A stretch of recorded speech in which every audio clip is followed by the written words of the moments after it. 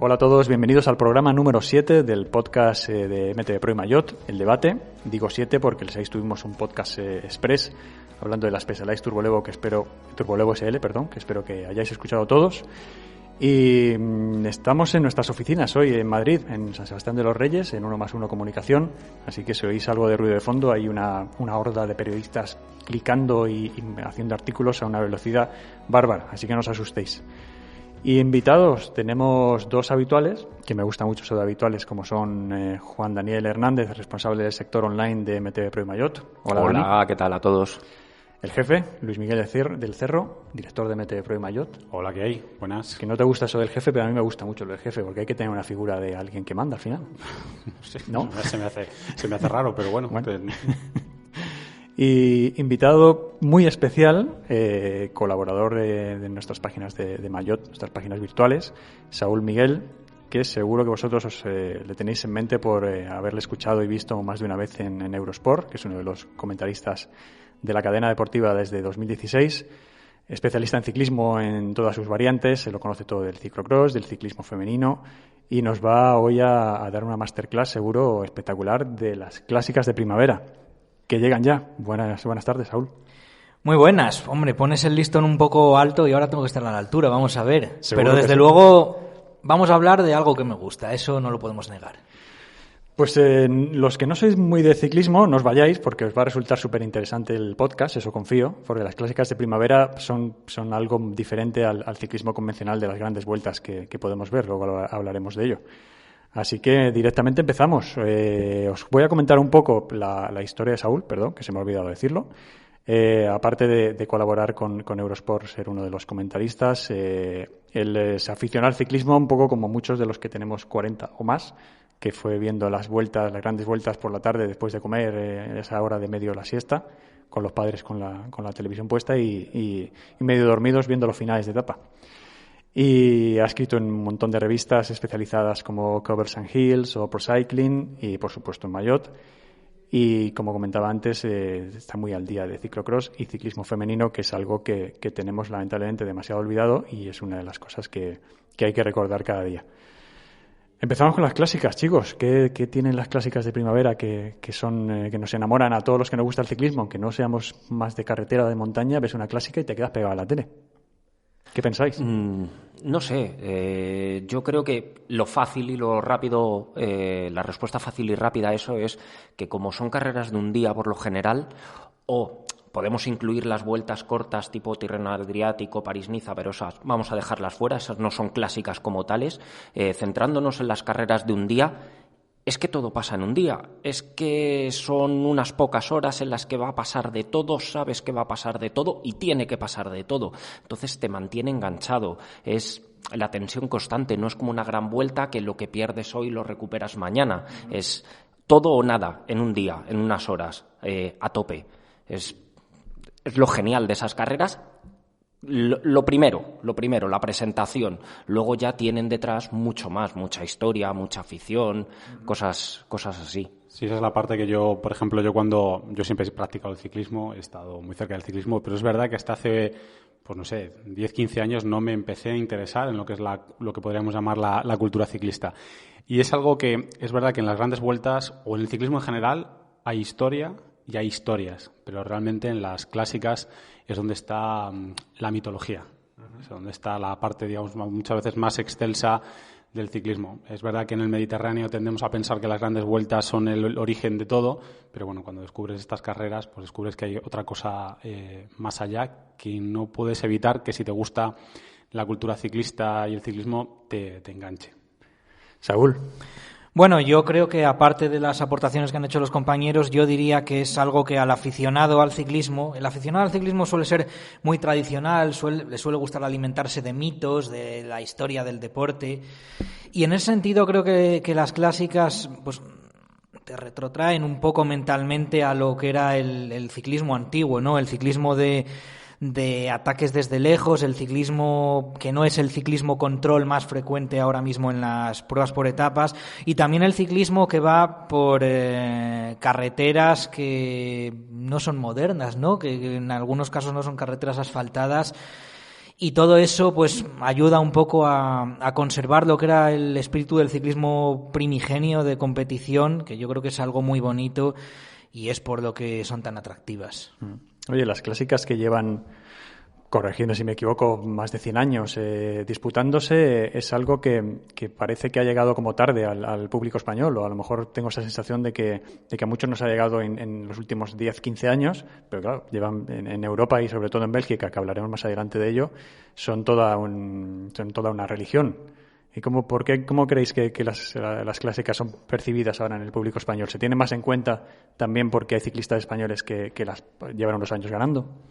Bueno, yo creo que tiene todo mucho que ver. Como bien dices, muchas veces el aficionado español en general se interesa no ya solo por un tipo de carrera, sino por competiciones o incluso disciplinas deportivas cuando aparecen apellidos patrios en esas carreras, o incluso y generalmente cuando las ganan, porque Saúl seguro que tiene muchos ejemplos españoles ha habido en las clásicas y en ese tipo de carreras haciendo un buen papel. Pero bueno, es verdad que ha sido en los últimos años cuando hemos tenido una presencia de ganadores, bueno, de relumbrón, ¿no? Como se dice. Pero también, bueno, creo que es también un poco el devenir de la competición, como se ha dado en España. También la cobertura que ha habido en medios, pues no podemos obviar que no es lo mismo el esfuerzo que se está haciendo últimamente. Por ejemplo, aquí tenemos a Saúl que colabora con Eurosport, pues el esfuerzo que ha hecho Eurosport por traer ese tipo de carreras a nuestro país y que la gente las vea, pues es algo que tiene mucho que ver. Entonces, uniendo eso, es cierto que al final el esfuerzo de Eurosport nos lleva a que, por ejemplo, el aficionado español de grandes vueltas ve que John Degenkolb se hinchaba a ganar sprints en la Vuelta a España y pensaba que no había vida más allá para Degenkolb. Y sin embargo, Degenkolb tiene, entre otras muchas cosas, una París-Roubaix. Y entonces, claro, dices, anda, aparte de ganar aquí, lo decía por lo de los ciclistas patrios, que a veces no tiene que ser solo patrios, que pueden ser también ciclistas foráneos, pero que, claro, que ganan en la Vuelta a España, que ganan en el Tour de Francia y que además te ganan en estas clásicos, y lo descubres por ello. Que hablando de esa perspectiva, seguramente Degenkolb le tendrá más cariño a su victoria en la París-Roubaix, en su palmarés, que a todas las victorias que ya ha tenido en la Vuelta a España, a lo mejor. Y ayer le daban un tramito, ¿no? Ayer se hizo la ceremonia que le entregaban un tramo de 500 metros, creo, en París-Roubaix con su nombre. Con su nombre. ¿Alguno tiene tramo en París-Roubaix de los que estamos aquí? Yo no tengo. Yo tengo un adoquín de recuerdo en casa de la París-Roubaix comprado en el velódromo de Roubaix. ¿A precio? ¿Cuánto? ¿Va al kilo el adoquín? Mejor no decirlo porque no era barato, pero sí. Yo tengo fotos y recuerdos, sobre todo recuerdos es lo que más valoro de rodar sobre aquello. Antes de pasar a otro tema, sí quería un poco pues añadir, ¿no?, a lo que o a las explicaciones de por qué en los años recientes las clásicas se han vuelto más populares en España. Me parece una mezcla el hecho de que en el presente siglo han salido españoles con capacidad de ganarla. Hemos tenido, pues evidentemente, a ganadores de monumentos como son Óscar Freire y Alejandro Valverde, y a un guerrero solitario como es Juan Antonio Flecha, que aunque no llegó a ganar un monumento, ha estado en el podio tanto de Roubaix como Flandes, que especialmente son las pruebas que siempre han parecido un poquito más difíciles, ¿no?, para los corredores de aquí, y él ha sido el que más éxito ha tenido en ese tipo de carreras, básicamente en las carreras de adoquines, porque en el caso de Freire y de Valverde son carreras asfaltadas, son diferentes. Entonces es una combinación de eso, y después pues la llegada de la era internet y también la facilidad que pone el tener, para los que tengan Eurosport, a la hora de ver todas esas carreras. Yo creo que es eso, la mezcla de mucha más facilidad ahora para poder verlas, y el que haya habido españoles que que las ganen o que hayan estado a punto de ganar varias de las más importantes. Sí, el tema de Internet también es importante, porque yo recuerdo aquella etapa en la que yo empecé a interesarme por eso y realmente, pues una de mis fuentes de información que empecé a tener y que empecé a interesarme fueron medios de fuera. No digo que los medios aquí no hubieran hecho antes una cobertura de ese tipo de pruebas, pero sí es verdad que la fuente de información que he encontrado, sobre todo en habla inglesa, de todo lo que estaba o todo lo que ocurría alrededor de las clásicas, era brutal. Para mí fue un descubrimiento. Entonces empiezas a hilar de enlace a enlace a ver cosas cuando te conformas o llegas a tener esa pequeña cultura o empiezas a entender esa mitología, empiezas a respetar nombres que son casi impronunciables y empiezas a descubrir que existen, ¿no? Más allá de lo que sabes hasta ahora, ¿no? Sí, porque en España, sobre todo en los 90, prácticamente solo había un medio que se hacía eco de una forma realmente extensa de las clásicas, que era el semanario Meta 2000, un periódico que salía una vez a la semana, los martes, ya extinto desde hace unos años, pero que entonces era casi la manera de seguir las clásicas, ¿no? Y concretamente en Meta 2000 había un periodista belga, pero afincado en España, Jeff Van Looy, que para mí es el gran responsable de hacer crecer la popularidad dentro de lo que es el mundillo del periodismo, de hacer crecer la popularidad de las clásicas en España. Su hijo Nicolás Van Looy es conocido actualmente en el mundo del ciclismo, sobre todo por su colaboración con el medio Ciclo 21. Sin duda. Oye, en esos 90 que comentabas ahora, ¿dónde estaban los ciclistas españoles? ¿Estaban en esas clásicas o no llegaban ahí? Claro, hablamos también un poco de la época Indurain, ¿no? Sí. Y demás. Era muy tanto de ciclistas como de mentalidad del aficionado. Era una época muy de vueltas por etapas, los 90 todavía. Entonces, bueno, pues siempre había algún aventurero, ¿no? Que buscaba un poco destacar en aquellas carreras, pero no era como en los 2000 y en los 2010. 2000 avanzados, sí, porque iba a decir que habéis mencionado a Juan Antonio Flecha y aparte de quitarnos el sombrero con Juan Antonio Flecha, es un ejemplo claro de lo que le decíais. Cuando corría en el Ibanesto, Flecha no se prodigaba todavía en estas carreras. Fue cuando cambió a Alfasa a Bórtolo, en el año 2004, cuando empezó a triunfar en este tipo de carreras. Y bueno, segundo en la Roubaix de 2007, ya en Rabobank. O sea, que el ciclista español tenía que salir de las estructuras españolas para poder acercarse a estas carreras. En España hemos vivido quizá muy encerrados en las vueltas por etapas, España, Francia, Italia y poco más. Sin duda. Entonces costaba. Ha sido una lata muy grande la que ha habido que romper. Sí, yo creo que es muy interesante esto que dices, Dani, de los ciclistas. También había como un miedo a que los ciclistas salieran de equipos españoles en esos 90, en esos 80, entonces cuando empezaron a viajar o empezamos a abrirnos un poco más las fronteras, como le pasó a Flecha y a muchos otros corredores que fueron a equipos de fuera y dijeron, no, hay que ir a correr Roubaix y hay que ir a correr Freire, por ejemplo. Freire es un buen toda su ejemplo. carrera deportiva corriendo Claro. en equipos extranjeros y bueno, pues centrado en clásicas mundiales y no le fue mal precisamente.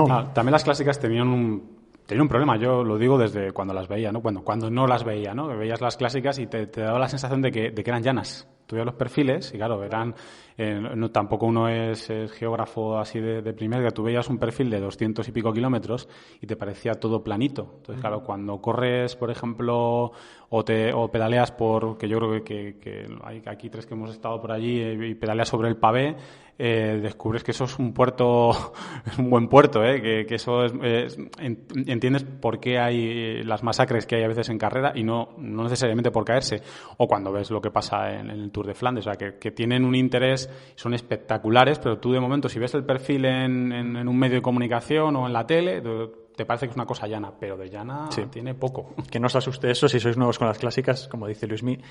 200 kilómetros con perfil plano no significa que vayan a llegar al sprint, ni mucho menos. No. Es otra historia. Esto es de hecho, yo creo que, y más en los últimos años, las clásicas han destacado por eso, por no tener finales al sprint, o por lo menos sprint masivos, sprint de 3, como hace unos años la Milano-San Remo con Kwiatkowski, Sagan...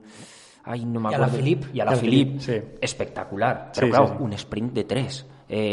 O no es clásica de primavera, pero el Lombardía que ganó Chávez también al sprint, un sprint de 2 espectacular, después de 200 y pico kilómetros, sube cerro, baja cerro, sube cerro, baja cerro. O sea, pero que estás hablando de un sprint en el que está Chávez. Sí. O sea, que son sprint, sí, pero pero no estamos por hablando eso, de la típica volata que pueda tener la gente claro, en la cabeza, claro. No se caracterizan por finales en sprint masivos. Aunque ha habido ganadores como Degenkolb, especialistas al sprint, Sagan, por supuesto, no son sprint masivos. No es el sprint que vemos en el Tour de Francia ni en las grandes vueltas. No, y luego, por ejemplo, hay otra cosa también muy importante, es que también dan lugar. No digo que no lo merezcan, pero a veces al azar. De repente aparece el no favorito. Aparece por ahí porque siempre digo que, evidentemente, el que gana lo merece. Sobre todo en ciclismo creo que es una máxima que se aplica en el 95% de los casos.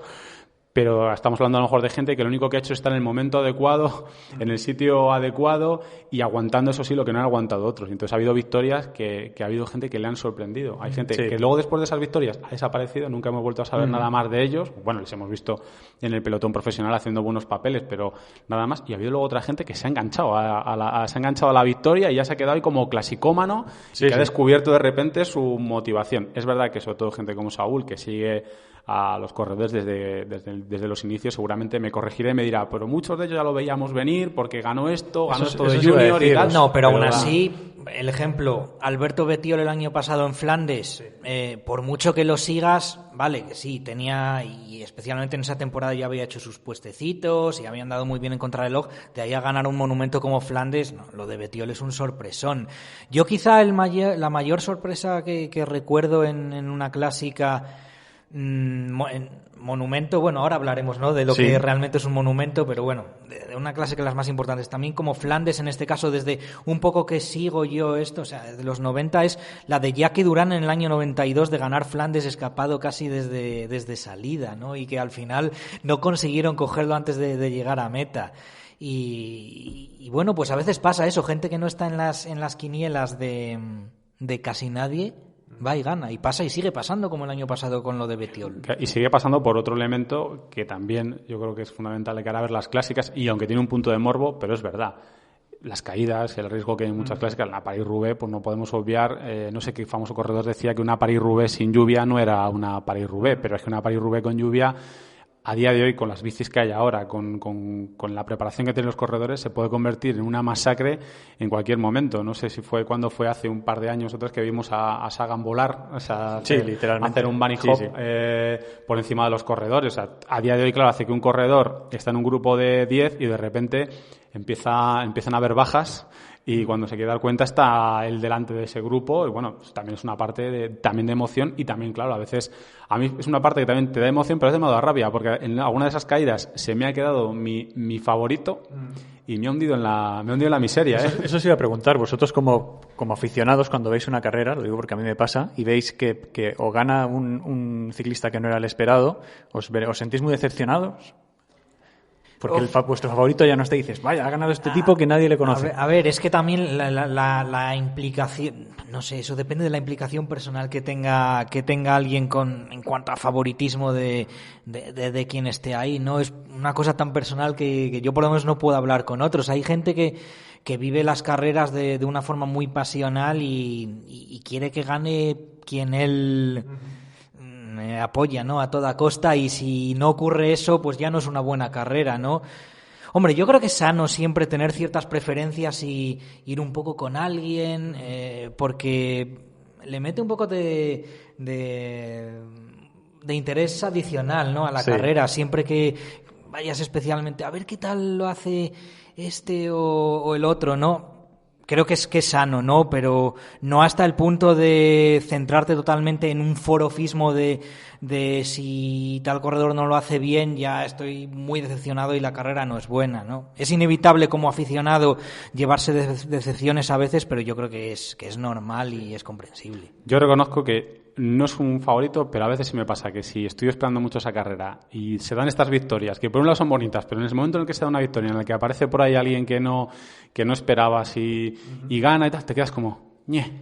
Como que pierde un poco de grandeza, ¿no? Sí, la carrera, sí. Porque como tú dices, el aficionado al ciclismo está buscando el mito. Y yo, por ejemplo, ahora, oye, pues después de lo que pasó en los campeonatos del mundo, pues tú dices, pues está bien, y lo merece el arco iris, pero dices, ya, te quedas ahí con...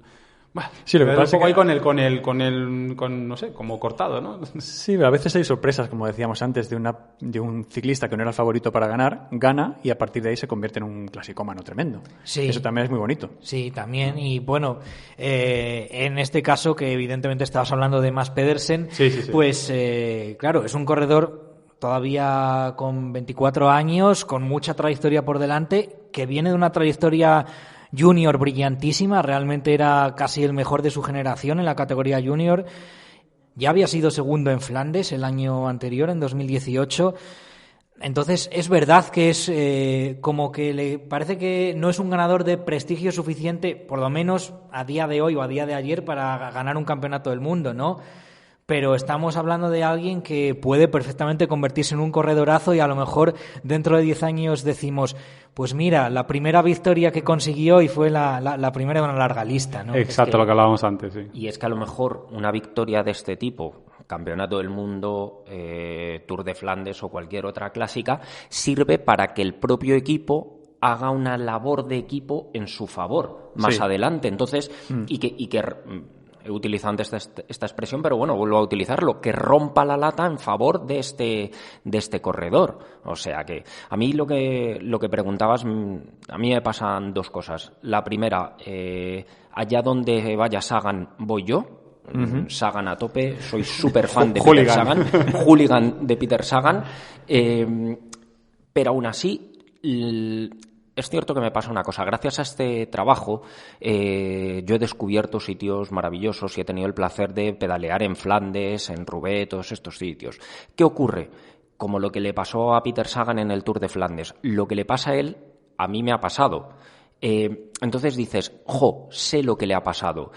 Ese punto de decepción no es decepción, al menos en mi caso, es solidaridad, porque es algo que no está en tus piernas. Incluso hay veces que ves que va un trotón, como lo llaman, pum, pum, en Roubaix, va genial y de repente se le desliza por un mal golpe en uno de los adoquines y le empiezan a pasar y que se ha quedado atrás y dices, ¿qué pasa? ¿Por qué no va más rápido? No, es que un golpe en un adoquín de esos, un bote mal dado que te sube desde la rabadilla hasta el cuello, te deja las piernas acalambradas y dices, ostras, es que no puede, es que hasta que no salga al tramo de asfalto no va a poder recuperar y en 200 metros de adoquín has perdido lo que a lo mejor te cuestan 10 kilómetros de asfalto recuperar. Es así. Es verdad que cuando pedaleas en esas zonas, yo también, yo en la zona de Flandes no he estado, pero he estado por las zonas en Roubaix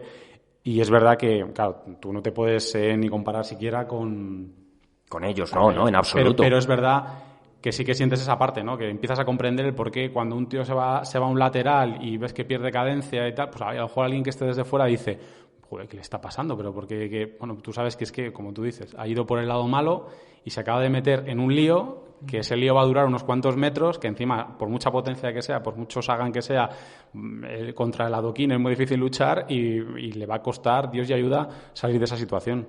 Es perder inercia en los adoquines es terrible, la verdad, es porque además uno encuentra como su camino, ¿no? Por el que vas ya fluido, más o menos, sin agarrar el manillar con demasiada tensión y demás.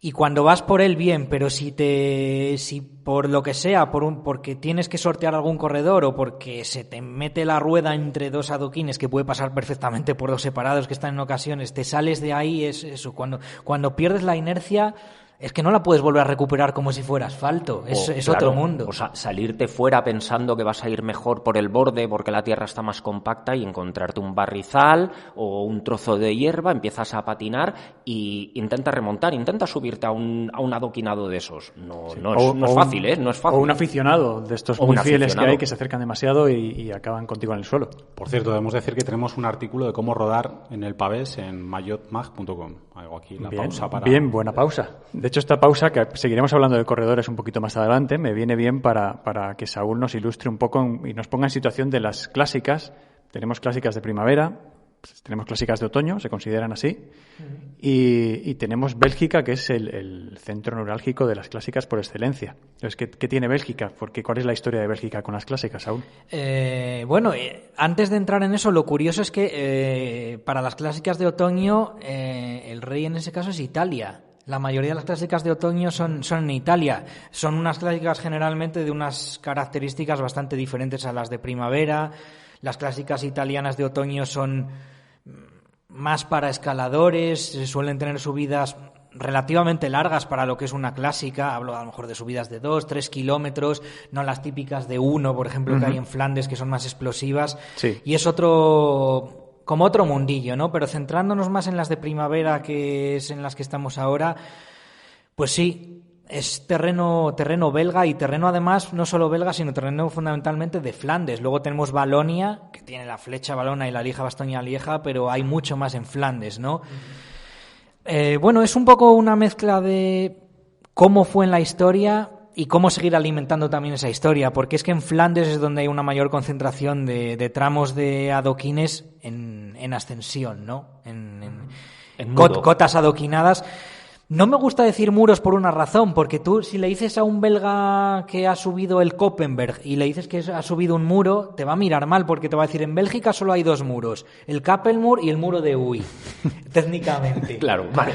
Hay mucho purismo, claro, en Bélgica. Sí, por lo menos hay algunos aficionados un poco puristas, pero bueno, no pasa nada por llamarlos un poco muros para entendernos, sí, ¿no? Porque al fin y al cabo a mí me parece mucho más duro el Koppenberg que el Kappelmuur, habiendo subido los dos. Entonces yo creo que merecería más el calificativo de muro, pero bueno, la historia está ahí, y muro se supone que solo es el Kappelmuur, que para algo es Kappelmuur, muro de la capilla, ¿no?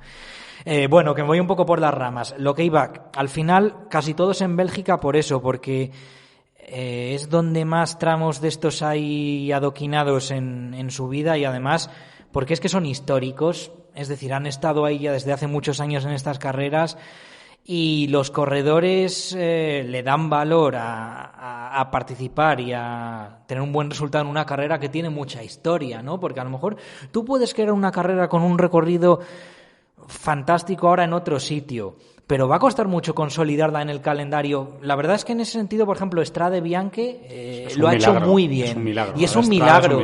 Y es algo único. O sea, una carrera tan nueva que haya conseguido este estatus casi mítico en tan pocos años. Pero lo normal, no. Y es que las de Bélgica llevan muchísimo tiempo más, y por eso siguen ahí. La Strade también ha aprendido y ha introducido de inmediato,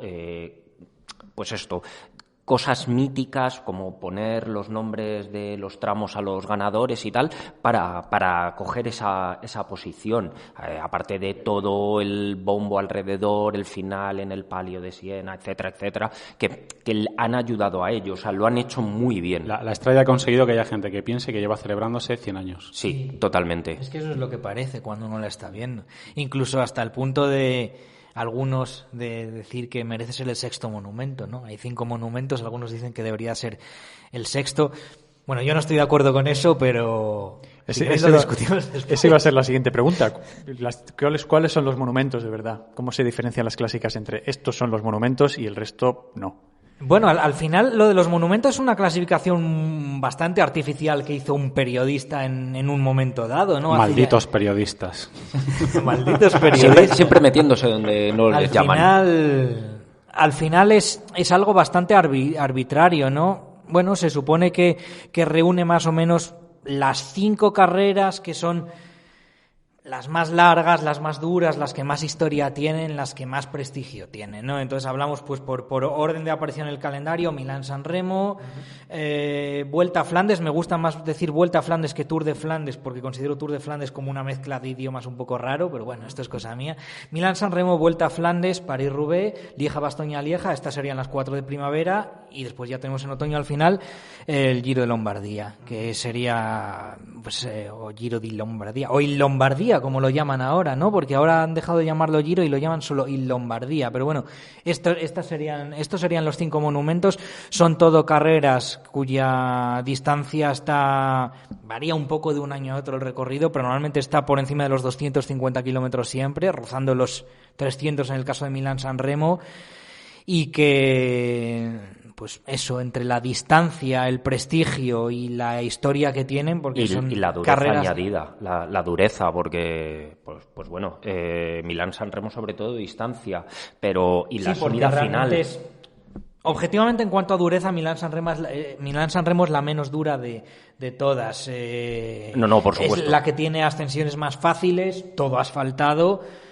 Pero bueno, para mí es la más difícil de ganar para un favorito. Es en la que más difícil es escoger un favorito claro, quizá porque... Por el control, porque se puede controlar un poquito más. Moderada y no extrema hace difícil que quien sea más fuerte pueda demostrarlo, ¿no? Pero también eso es parte del encanto de la carrera. No puedes pretender que todos los monumentos sean iguales, ¿no? Claro. Oye, hablando de favoritos, volviendo un poco a corredores, ¿cómo veis este 2020 con las carreras que vienen ahora, que empezamos en breve el día 29 de febrero? Empezamos con la Omloop Het Nieuwsblad. Por favor, Saúl, ilústranos a nivel de idioma cómo se pronuncia esta carrera. Bueno, sería Omloop Het Nieuwsblad. Fantástico. Así que tampoco has estado lejos bueno. de... Bueno, también, a ver, un belga me diría que lo digo mal, ¿no? Pero más o menos es una pronunciación aproximada, ¿no? Que significa Omloop es circuito Uh-huh. Het Nieuwsblad. Het Nieuwsblad es el nombre de un periódico, antes se llamaba Het Volk. Uh-huh.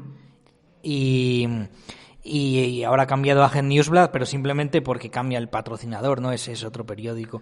Bueno, es un periódico que hace especiales de cuando llega esta temporada de las carreras. Se mueve muchísimo. Pero, o sea, y no solo dentro del propio periódico, sino que trae un extra, o sea, como otro periódico adicional. Y anuncios en la tele que molan muchísimo. O sea, se vuelcan completamente con ello y, desde luego, claro, es que antes patrocinadores dignos de la carrera, ¿no? Para muchos aficionados, a lo mejor un poco más puristas o realmente los entusiastas de las clásicas, siempre dicen la temporada de ruta no empieza hasta Omloop Het Nieuwsblad. Todo esto de Vuelta a San Juan y Tour Down Under y Vuelta a Andalucía y demás, bueno, es como un calentamiento. El prólogo, ¿no? Digo, yo no estoy diciendo que para mí necesariamente lo sea, aunque yo sea un entusiasta de las clásicas, pero sí hay muchos que lo afirman. Y tenemos nombres del año pasado que vamos a ver qué pasa este año, como Alaphilippe, como Estíbar, Christophe Bettiol, todos estos ganadores en 2019 de clásicas. Más gente, Gilbert, que sigue dando ahí leña imparable. Gilbert, que está ante un reto tremendo. Puede ser el cuarto corredor de la historia en ganar los 5 monumentos, que es algo dificilísimo. Ganó el cuarto el año pasado, Roubaix, ya tenía Lombardía, tenía Lieja, tenía Flandes, le falta Milán-San Remo, carrera en la que ha sido podio alguna vez, pero no ha ganado nunca, y sería algo enorme, porque ya vamos camino de las, si no me equivoco, casi 5 décadas sin que un ciclista sea capaz de ganar los 5 monumentos distintos. ¿Quién fue el último que lo ganó? Bueno, pues el último, si no me equivoco, fue evidentemente Dimers, que además siempre suele ser la respuesta adecuada, incluso si no sepas, ¿no? ¿Quién fue el último que ganó?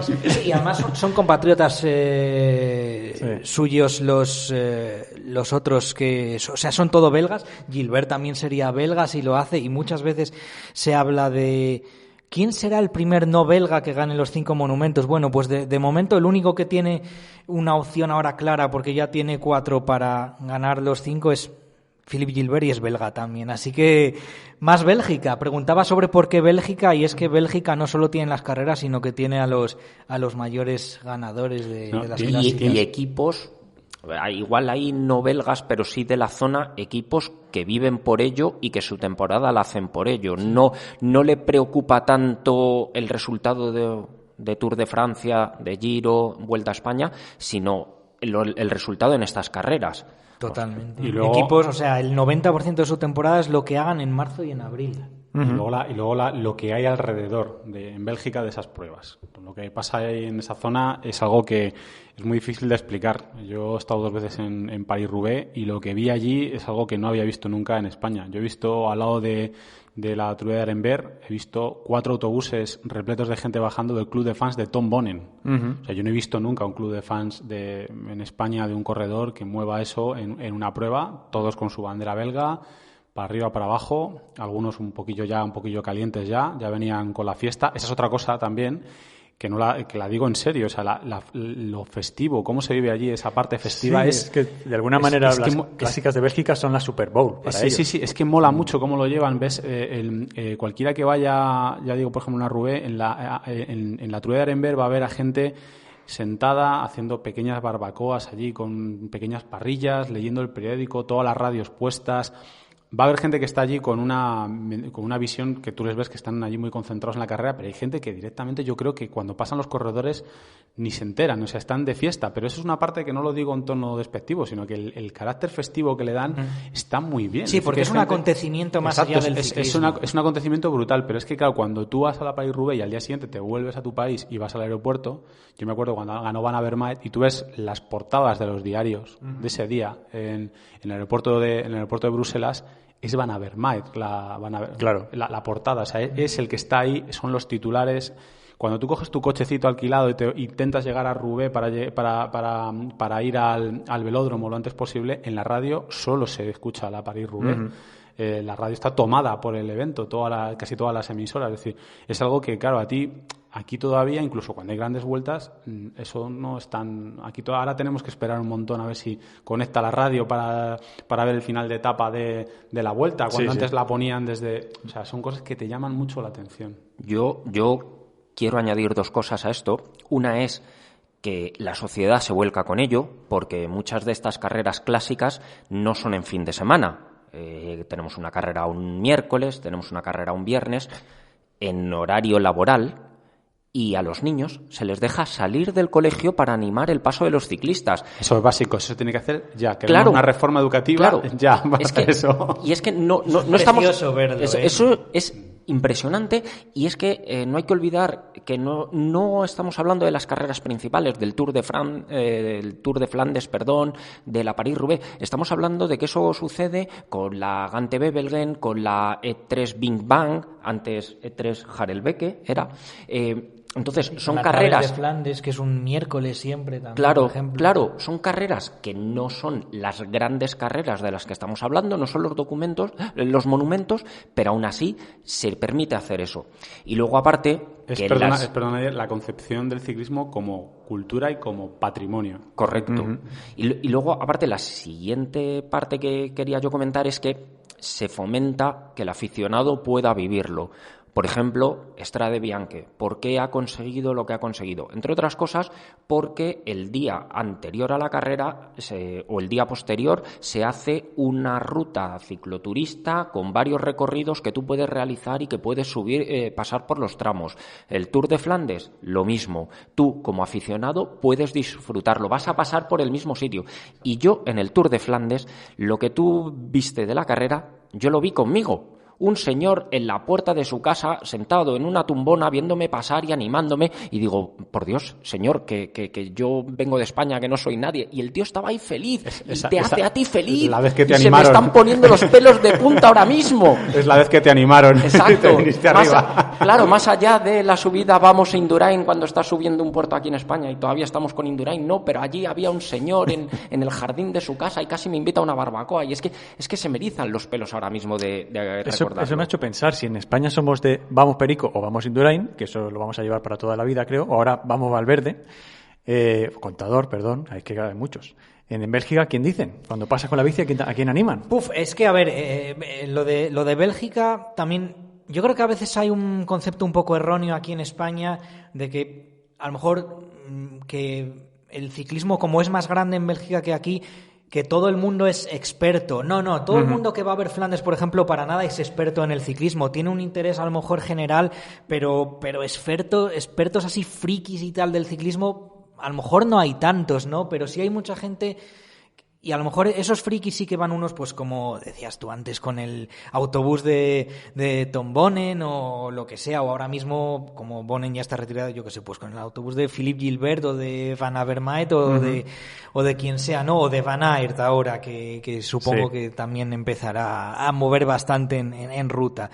Pero sí que hay mucho aficionado más generalista que, bueno, le gusta verlo, le gusta formar parte del ambiente ese.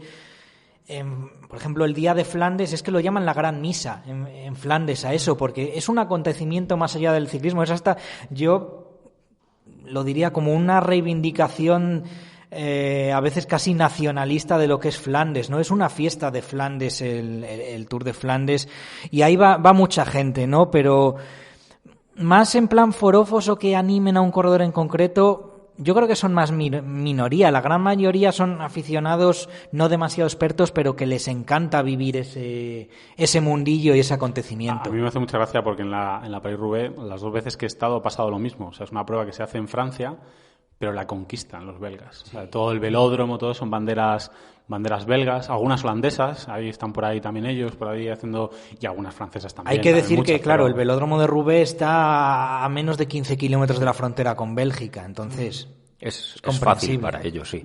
No, y aparte, lo que decías es que es una de las cosas buenas del ciclismo, que es la pasión sin necesidad de llegar al forofismo individual de un ciclista. Al final, tú vas a disfrutar del ciclismo y gane quien gane, seguramente acabes feliz por ello, porque lo has disfrutado, porque lo has vivido, porque sabes que se han esforzado al máximo, que es parte, yo creo que todo esto es parte del juego, del misticismo del ciclismo al que contribuyen de esta manera las clásicas. También hay más respeto en la medida, o al esfuerzo del ciclista, volvemos a lo de antes. Gente que si tú vas a las zonas de pavés, ves el pavés. Que gente a lo mejor lo ve desde la tele y se piensa que es el empedrado que se pone ahora en las ciudades patrimonio de la humanidad. No, el pavés es el pavés. Es otra cosa. Muy duro, además te da mucho miedo cuando te enfrentas a él. Yo me acuerdo cuando rodé por allí, cuando te dicen o te aconsejan los propios que están allí, los lugareños te dicen que vayas por el centro fuerte y empujando con el culo levantado y con las manos, que no aprietes el manillar porque si no te quedas sin manos. Claro, tú dices, a ver, para empezar tengo que asimilar todo eso y segundo, pero ¿está usted loco? Esto habrá que pasarlo por el lateral, ¿no? Parece más despejado. No, si te vas por el lateral, mal rollo, porque puedes hacer un cuchillo y caerte con él. Necesitas manual de instrucciones, pero es que cuando vas allí y ves esas piedras, las cabezas de bebé, que las claro, llaman.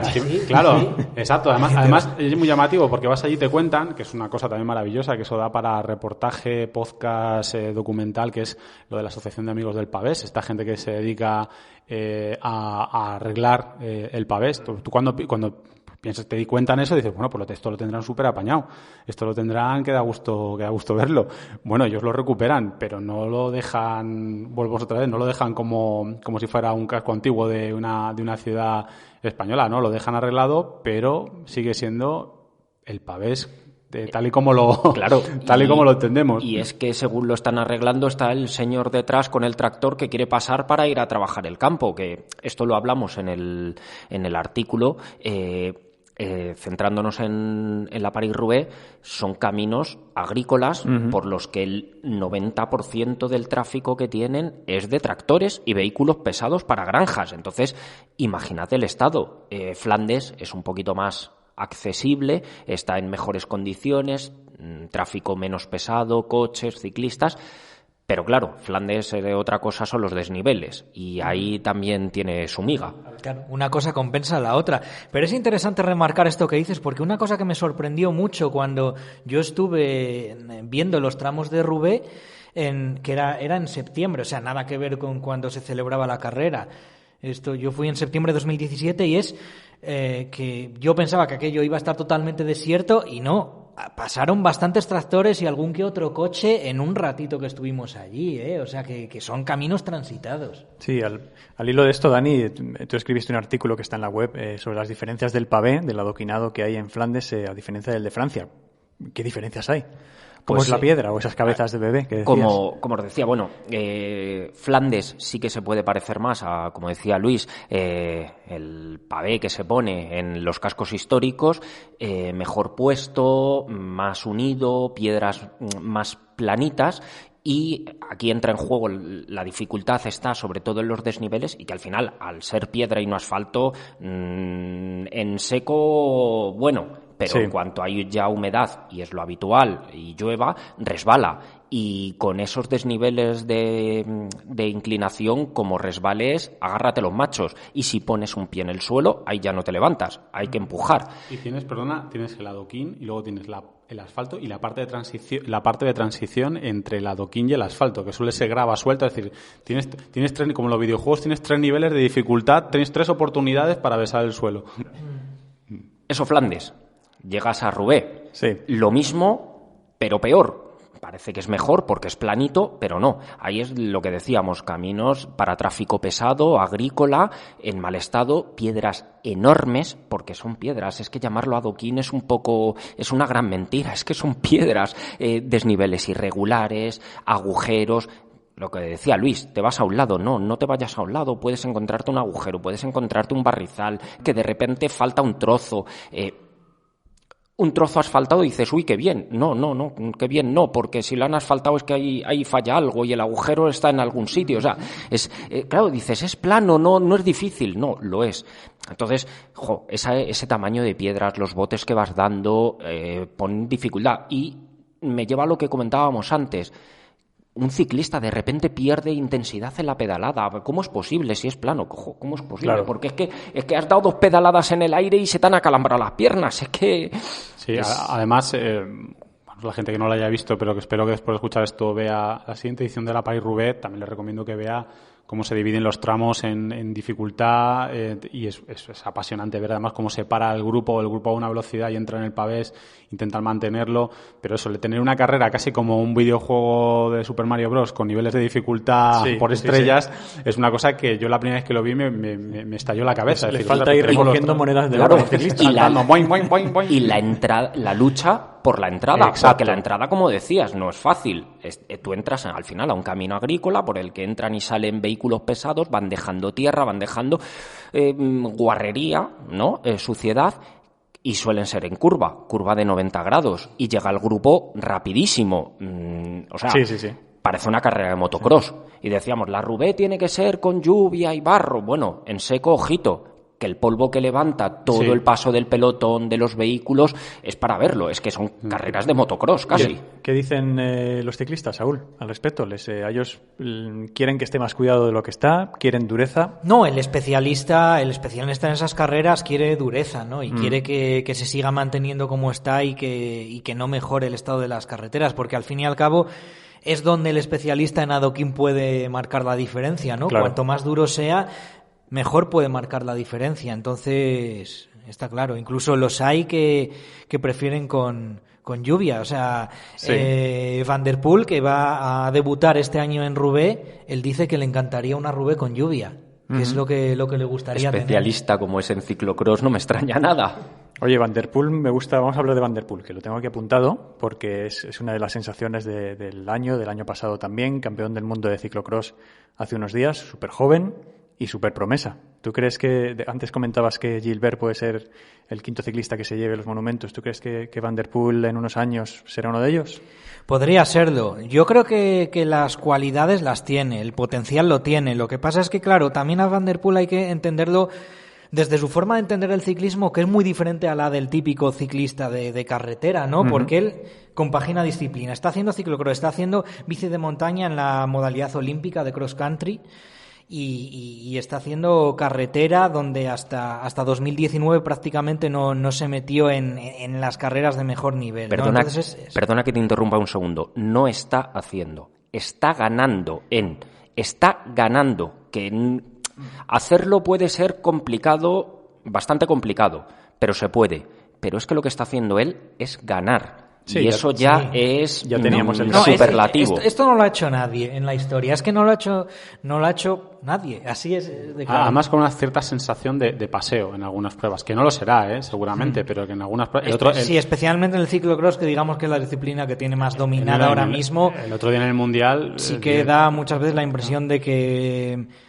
Yo a veces lo comento, ¿no? Con mis colegas de ciclocross lo hemos comentado, que tiene una fase de como de 30-15-15. Las carreras de ciclocross duran más o menos una hora, y él muchas veces se le ve que va 30 minutos un poquito al ralentí ahí viendo a ver cómo están las fuerzas de los demás, se pone 15 minutos a tope en el que se marcha del resto y ya coge una ventaja suficiente, y los otros últimos 15 minutos de la carrera ya los hace relajados para disfrutar de la victoria que le está a punto de llegar, ¿no? Muchas carreras de mountain bike, de cross country olímpico, igual. Es una sensación parecida, y se me viene a la mente, creo que fue la de Lenzerheide del año pasado, que a Nino Schurter, por Dios, Nino Schurter, nos quitamos el sombrero con él y le pegó una pasada espectacular. Eso sí, le ha costado, ojo, en el cross country le ha costado, empezó a hacer sus primeros... Vamos, a ver, le ha costado. Menos a mal. cualquier otro ciclista Claro, le costaría menos mal. muchísimo más. Porque Estaba diciendo, ojalá me costase a mí lo mismo. Es casi milagroso el haber llegado ahí como un novato en 2016 que no había cogido una bici de montaña y en 2019 estar ya ganando sistemáticamente yo creo que al mejor de la historia, porque... Yo creo que Nino Schurter ya es más grande que Julian Absalon y que otros. Y Nino Schurter todavía está a un grandísimo nivel, ¿no? Y ya lo está todavía ganando, tiene carretes. ¿no? Entonces, sí.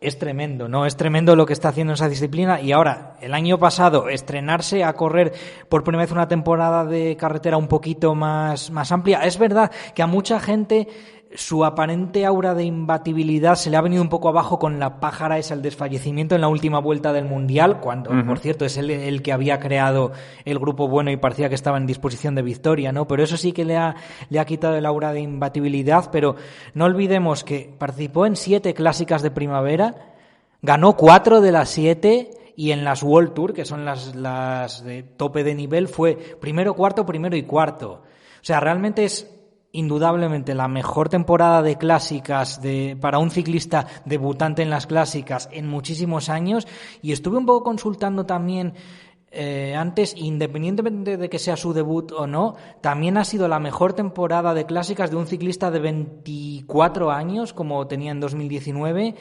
en todo el presente siglo. O sea, ni siquiera ni Tom Bonnen ni Peter Sagan, ni Fabian Cancellara, ni Philippe Gilbert, ni Greg Van Avermaet, con 24 años, han hecho una temporada de clásicas tan brillante como él. Y él llegando como llegaba después de toda una temporada de ciclocross y justo antes de meterse también con la bici de montaña. Toda Van der Poel forma parte de una generación de la que, por cierto, Saúl escribió en Mayotte. La generación Z. La generación Z, sí. Que luego ya se había utilizado, ¿te acuerdas? Se había utilizado el término, estuvimos nosotros dándole vueltas y ya se había utilizado en otro medio. Pero es verdad que es una generación llamativa, porque son corredores, todos cuando empezó Van der Poel a ganar, pues ya dábamos por hecho que al siguiente año pues le ficharía el equipo que fuera y venga, pues a ganar. Y la quiniela era, pues ¿quién le ficharía? Pues un equipo tipo Ineos, o le ficharía un equipo tipo Quick Step, ¿no? Que como que le pega más o lo que sea, pero no, el tipo, bueno, pues como Benepol, como otros, tienen una mentalidad, son como más libres, como tienen otra sensación, como más rock and roll, disfrutando de las 3 disciplinas. Claro. Sí, pero y estar en un equipo como el suyo es lo que se lo permite, es lo que le da esta libertad. Sí, es otro concepto, ¿no? Otra forma. Es una cosa que nos explota, porque supongo que ya somos un poco yayos, un poco mayorcicos, y nos llama la atención, porque claro, no puedes dejar de pensar qué pasaría con Van der Poel en el Tour de Francia. Además, a lo mejor no, a lo mejor llega allí y lo suyo no son las grandes vueltas, pero como todavía no lo hemos visto, pues no lo sabemos. Y a lo mejor él mismo no quiere. Posiblemente, sí. Quiere seguir en esto, que a mí me parecería maravilloso. Por cierto, 2 apuntes de Van der Poel. Uno, estamos diciendo Van der Poel porque Saúl nos ha corregido, se dice Van der Poel, nosotros decíamos Van der Poel. Saúl nos va a corregir todas las pronunciaciones que digamos correcto, después cuando hablemos por eso, de las clásicas. Al César lo que es del César. Estamos aprendiendo fuera de micrófono un poquito de neerlandés, belga o pronunciación correcta de esta zona.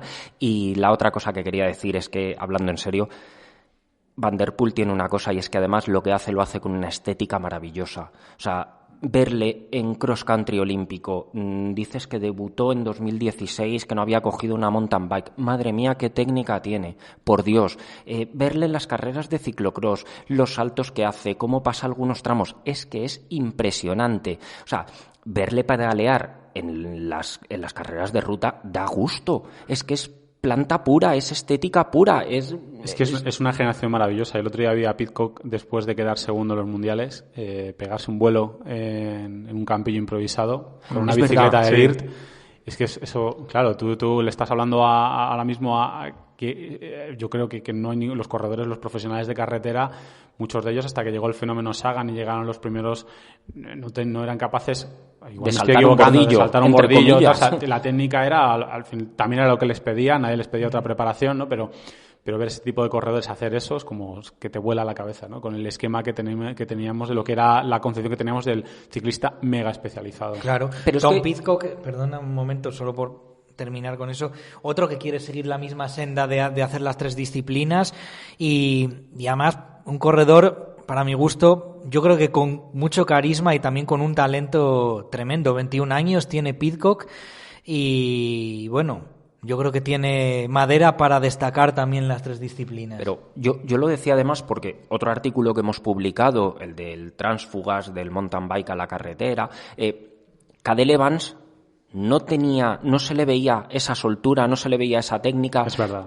O Jean-Christophe Perot, no se le veía esa soltura y esa técnica que le vemos, por ejemplo, a Van der Poel. También el XC de Cadel Evans era distinto a la XC. Eso da para otro programa, ¿no? La evolución del XC. La verdad es que ha evolucionado, sí, ahora es más corto, más técnico. Sí, yo creo que en el interés, hubo un interés, yo creo que al principio criticado, pero ahora posiblemente tuviera razón la UCI intentar separar la disciplina de lo que no se pareciera tanto o lo que ellos pensaban que se parecía demasiado al ciclocross, hacer una disciplina un poco distinta. Bueno, yo creo que al final ha generado otro tipo de XC, donde ahora lo vemos, bueno, vamos a entrar ahí, pero las dobles es la bicicleta más usada y hace falta tener una técnica para afrontar esas que carreras. Parecen de descenso, ojito. Sí. Yo creo que ha habido algunos miembros de una generación de corredores que se han quedado fuera de los podios a raíz del cambio, ¿no? de disciplina.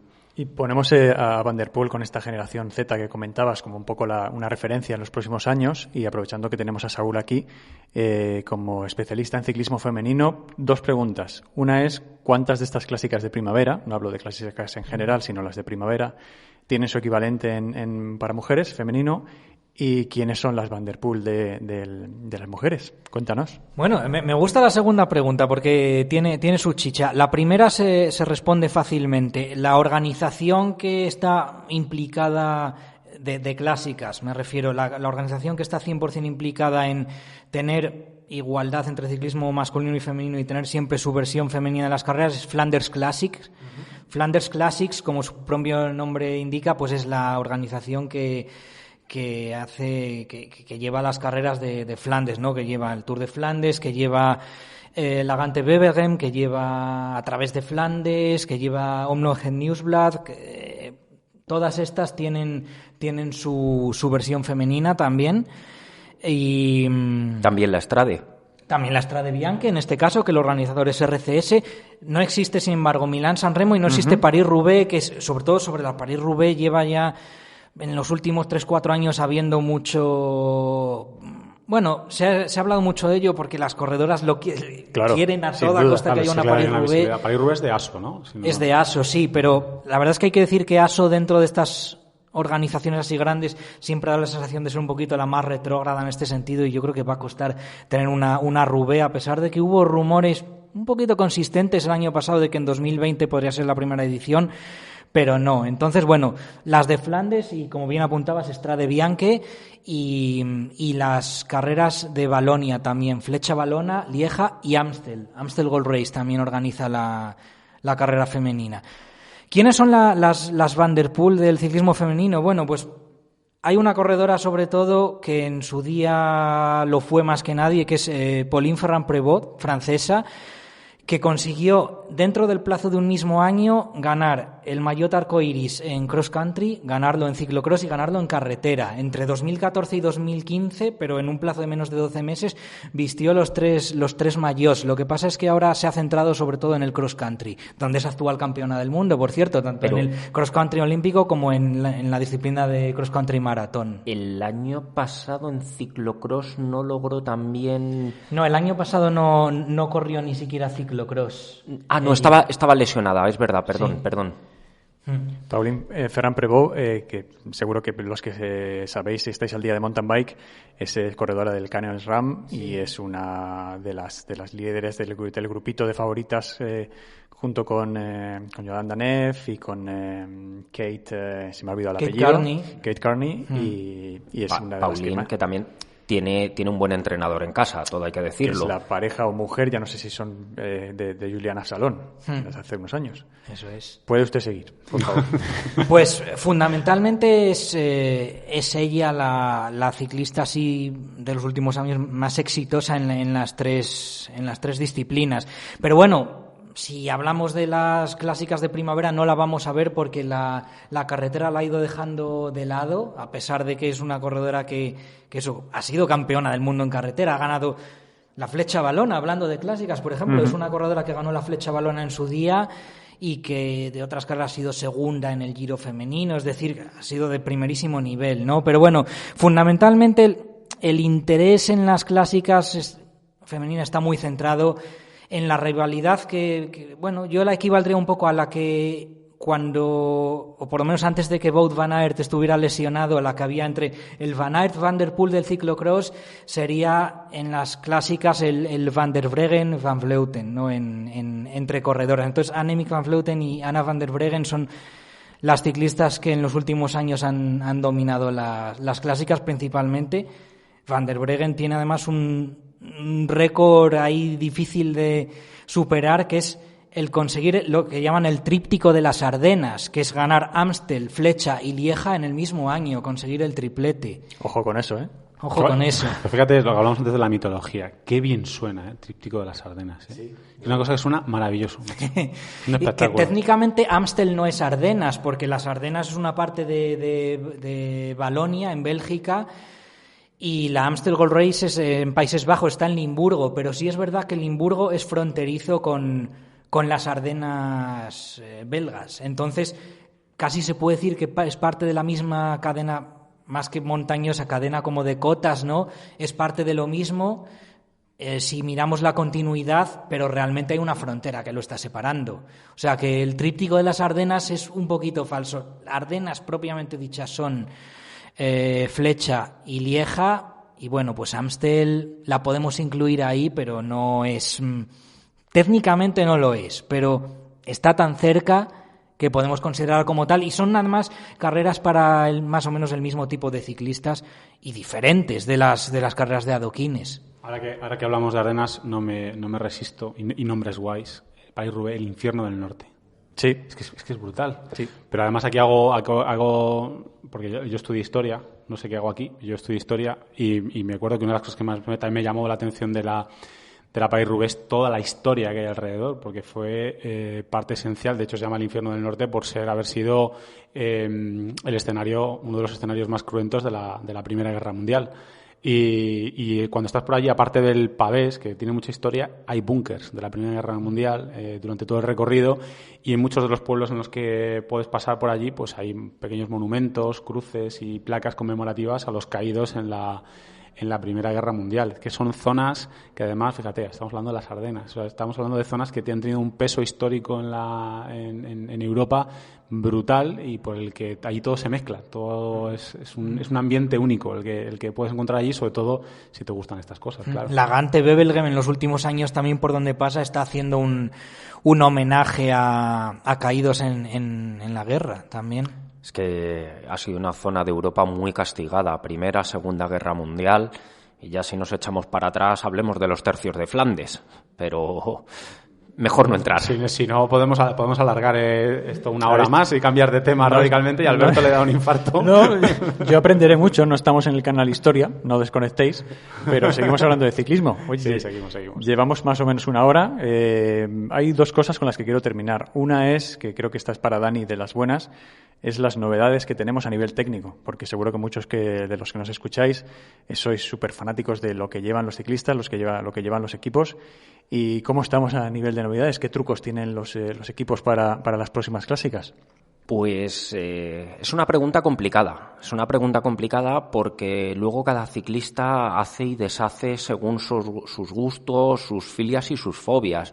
Entonces, lo lógico sería que se fuese imponiendo el tubeless, ¿vale? Además, por comodidad, incluso en carreras con estos firmes tan malos, dices, oye, puedes rodar un poquito más bajito de presión, más comodidad. Sin embargo, prefieren los tubulares en algunos casos. ¿Por qué? A lo mejor porque la carcasa es más resistente y no pinchas tanto. A mí particularmente me hace pensar, no, con el tubeless pincharías menos. Entonces, es muy complicado.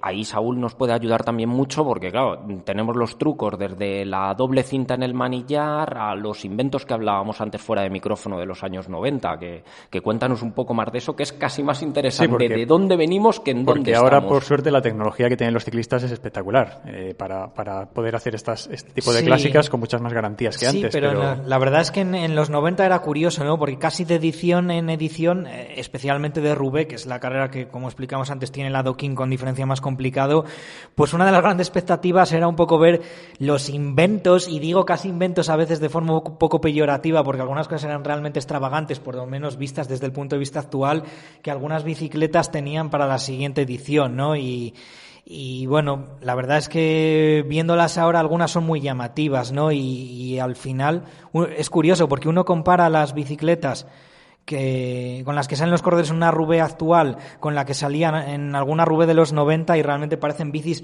más clásicas las que vemos hoy que las que salían entonces, con sus suspensiones, con sus 4 manetas de frenos puestas ahí, unas también en la cruz, y con, bueno, algunas geometrías realmente extrañas que solo duraron un año porque se vio que no funcionaban. Pero bueno, también es bonito, ¿no?, ver cómo intentaba evolucionar el material, y era un poquito muchas veces ensayo-error, ¿no? Entonces yo creo que estamos ya en una fase de menos ensayo-error y en las que están las cosas bastante más consolidadas ahora mismo en cuanto a eso, pero recomiendo a todo el mundo que explore un poco cómo eran las bicis de Roubaix en los 90 y cómo se fue pasando por ciertos experimentos. Como las tijas de sillín con suspensión por elastómero, por ejemplo. Claro, pero lo que te iba a comentar, porque yo creo que los 90 fueron una época, y tú lo sabes bien, que Alberto se ha escrito unos cuantos bicis míticas en MTB Pros, es una época de experimentación también en el mountain bike. O sea, el elastómero se convirtió en una cosa que ponías en todo. O sea, yo he visto potencias con el elastómero, tijas con el elastómero. O sea, poner una goma entre cosas era una afición muy de los 90.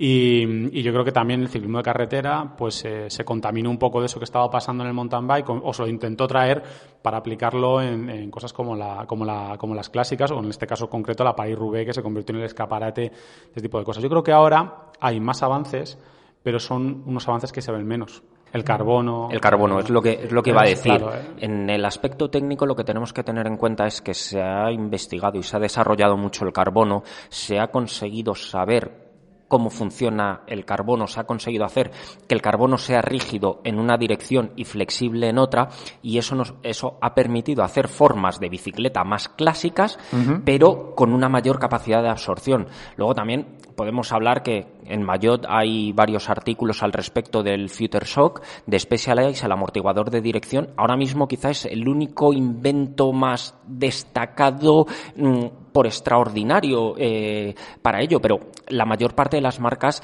recurren a la propia flexión del carbono para hacer bicicletas más capaces, no quiero decir cómodas, sino capaces en estos terrenos. ¿Por qué no quiero decir cómodas? Porque esto nos ha llevado además a una ventaja, y es que esas bicicletas en un asfalto normal son más cómodas, y es un beneficio para el ciclista. Es decir, no una bicicleta apta para este tipo de terrenos no quiere decir que sea exclusiva para ellos, sino que luego salimos con ella a una ruta normal, iremos mejor, iremos más cómodos, y entonces los grandes avances yo creo que vienen por ahí. Hay otras cosas, volvemos al viejo truco de la doble cinta de manillar, que son inevitables y que van en gustos. También Saúl que nos cuente de un ciclista que decide no llevar guantes en estas carreras, lo cual parece una locura, pero que sea él el que nos lo cuente, ¿no? Pero eso ya son trucos más a nivel individual. Sí, lo que hablas tú de las bicis, pues la categoría gran fondo viene un poco de ahí. Lo que pasa es que ha habido veces que la gente ha confundido esas bicis como bicis que eran en muchos casos para ser simplemente más cómodas, pero la Roubaix Specialized la creó para ganar la Paris-Roubaix. O sea, fue una bici creada con esa idea que luego, como tú dices, colateralmente pues tiene otros beneficios. Trek ha adaptado el ISOSpeed a toda su línea. Exacto. Y hablamos de la Madone también. O sea, ¿quién era el de los guantes, Saúl? Ahora lo digo, pero antes vale. quería, porque es muy importante la apreciación que hiciste de que la bicicleta también tiene que ser efectiva en los tramos de asfalto, porque quien haya visto varias Roubaix verá que, aunque los adoquines son los que más contribuyen al desgaste y a la pelea que hay, pero muchas veces la carrera se ha decidido en el asfalto.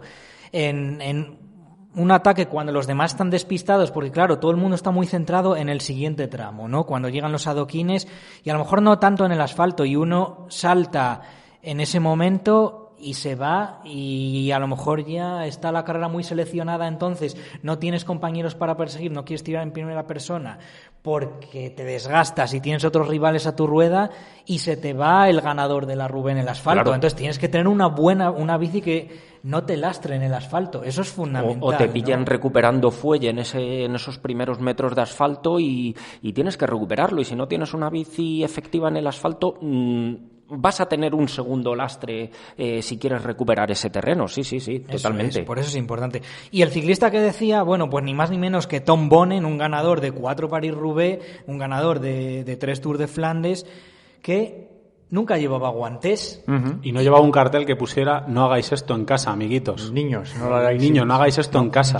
Pero claro, a mí me parece, yo desde luego no iría sin guantes ahí, pero ¿quién le dice a Tom Bonen que está mal llevar guantes cuando es el ciclista más exitoso, es el mejor clasicómano de clásicas de adoquines del presente siglo? Bueno, y luego te digo una cosa, yo lo he conocido, yo estuve cuando se retiró allí en Flandes, y es que es muy alto y muy fuerte, ¿eh? Yo a ese hombre no le digo nada que le pueda ofender. Hombre, pues es un buen bigardo, como dicen por ahí, ¿eh? Te da así un poco con la mano así dada la vuelta y... Bueno, hay muchos ciclistas también que va sin guantes por ese feeling que le da el manillar y sentir un poco más las vibraciones, dice que tenía y el mejor tacto del freno. ¿No? Sí. Pero bueno. Hablando del tema del físico, también una cosa, es verdad que también el físico de los corredores que se han manejado en las grandes vueltas, en las clásicas, tradicionalmente han sido gente formidita, ¿eh? Gente claro, que... Igual que es muy difícil encontrar un escalador que es difícil encontrar un escalador que no sea bajito, muy delgado, fino.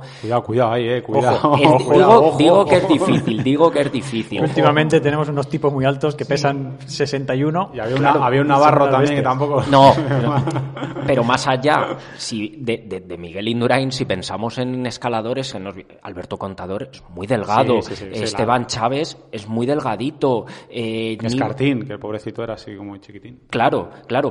Pues los grandes trotones de clásicas, a mí se me viene a la mente Cancellara. Yo lo he tenido delante y Cancellara lo ves y es espectacular porque es ancho, porque tiene unas piernas.